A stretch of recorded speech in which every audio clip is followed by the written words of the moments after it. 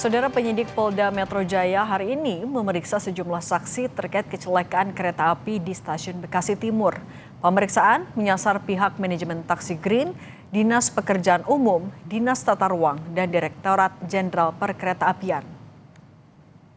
Kabid Humas Polda Metro Jaya Kombes Budi Hermanto menyatakan pemeriksaan dilakukan mulai pukul 10 pagi tadi oleh penyidik Polda Metro Jaya.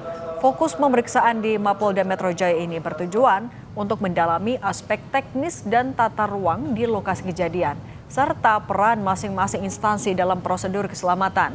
Hingga saat ini, penyidik telah meminta keterangan dari total 31 orang saksi terkait kasus kecelakaan kereta di Bekasi Timur yang mengakibatkan 16 orang meninggal dunia.